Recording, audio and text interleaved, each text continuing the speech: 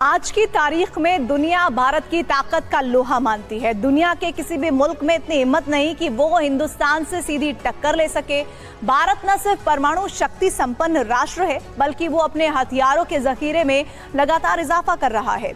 और तो और पिछले 9 साल में भारत ने ग्लोबल डिफेंस मार्केट में जो छलांग लगाई है, उससे दुनिया हैरान है। आखिर डिफेंस सेक्टर में प्रधानमंत्री मोदी कौन सा मंत्र आजमा रहे हैं कि आज सुपर पावर्स भी भारत के हथियार बाजार में लाइन लगाकर खड़े हैं।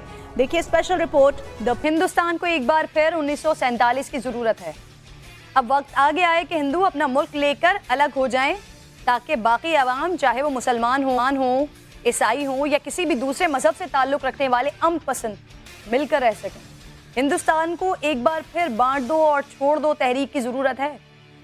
थैंक यू तुषार, सबसे पहले मुझे ये बताइए, मेरे माथे के ठीक ऊपर ये एक एयरक्राफ्ट गन है, क्या है ये? सो ये helicopter under belly weapon system है। ये 20 mm double barrel weapon system है with a very high rate of fire.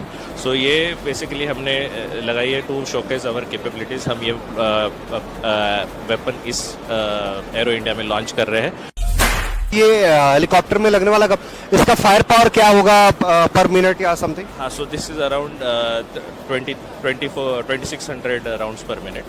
से जुड़ी हर छोटी छोटी जरूरत के लिए विदेशों पर निर्भरता हमारे देश के स्वाभिमान, हमारे आर्थिक नुकसान के साथ ही रणनीतिक रूप से बहुत ज्यादा गंभीर खतरा है।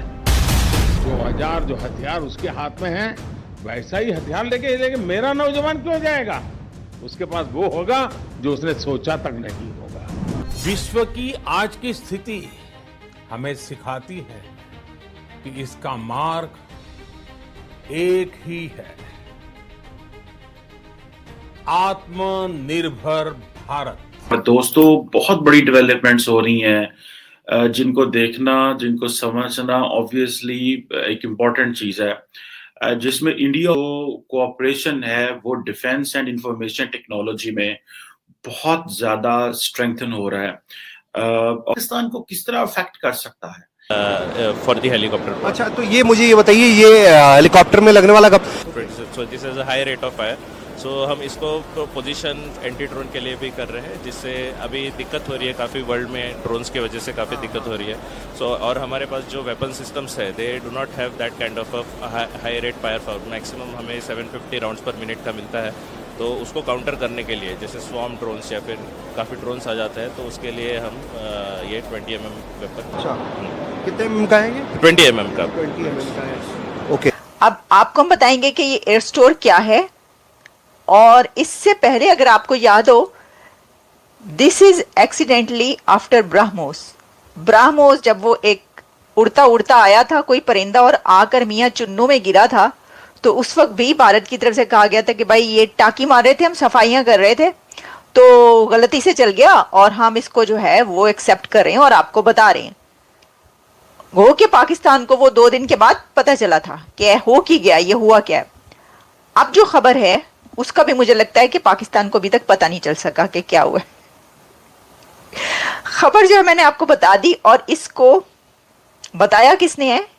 इंडिया के मीडिया में तो चल ही रहा है, लेकिन इंडियन एयरफोर्स का प्रोफाइल एक्स पर, ट्विटर पर जो मौजूद है, उसकी तरफ से भी ट्वीट की गई है। 20 साल पहले होने वाला सानहा गुजरात, यही तारीख है, यही फरवरी, यही भारत। बस कोई मुसलमान या शायद इंसान भी सुकून में नहीं होगा खुद जालिमों से मजलूमों को निजात दिला सके। हिंदुस्तान को एक बार फिर किसी मोहम्मद अली जिन्ना की जरूरत है, जो दहशतगर्दों, कातिलों, जालिमों, दरिंदों से इंसानियत को बचा सके। की इंडियंस ये समझ रहे हैं कि शायद अब हमें अपनी जो डिप्लोमेसी है उसे फुल स्केल पे लेके जाना पड़ेगा, और जो मैक्सिमम डिप्लोमेटिक टूल बॉक्स हैं वो इस्तेमाल करने चाहिए दुनिया के साथ इंगेज होने में। इस हवाले से जो डिफेंस रिसर्च एंड बेसिकली उसमें ऑब्वियसली जो इंडियन चीज चाहते हैं वो टेक्नोलॉजी चाहते हैं। पहले तो आपको पता है इंडिया ज्यादा रशिया पर रिलाय करता रहा, और अभी भी रशिया पे रिलाय कर रहा है, और यूएस पे, फ्रांस पे, बाकी ममालिक के ऊपर। तो ये जो मीन्स के उन्होंने ये अपनी जो एक लिंकेज है ये डेवलप कर ली हुई है, जिसमें वो समझते हैं कि हमें अब वो जो पुरानी चीजें थी वो उस एंगल से नहीं देख रहे, वो अपने आप को एक नए प्लेटफॉर्म के जरिए जो है वो इंगेज कर रहे हैं। पाकिस्तान को किस तरह अफेक्ट कर सकता है, क्योंकि पाकिस्तान को इसमें ऑब्वियसली पाकिस्तान का जो स्ट्रेटेजिक कल्चर है, यहाँ पे ये डिस्कशन बहुत ज्यादा हुई। मैंने शायद पहले भी आपको एक दफा बताया था और मैं दोबारा बता रहा हूँ कि जो पाकिस्तान के दाएं बाजू के मजहबी हलके हैं, माजरत चाहता हूँ, जैसे जमात इस्लामी है, तो उनके एक अमीर हुआ करते थे प्रोफेसर खुर्शीद साहब, वो कहा करते थे, मैंने उनको पढ़ा सुना, वो कहा करते थे कि पाकिस्तान को अपनी डिफेंस पॉलिसी में इसराइल को भी डालना चाहिए, ताकि इसराइल जो है वो पाकिस्तान के अगेंस्ट काम कर रहा है। जैसे 65 का मैंने जिक्र किया, 71 का जिक्र किया है, साइनो इंडियन वॉर 1962 का हुआ जिक्र मैंने बताया।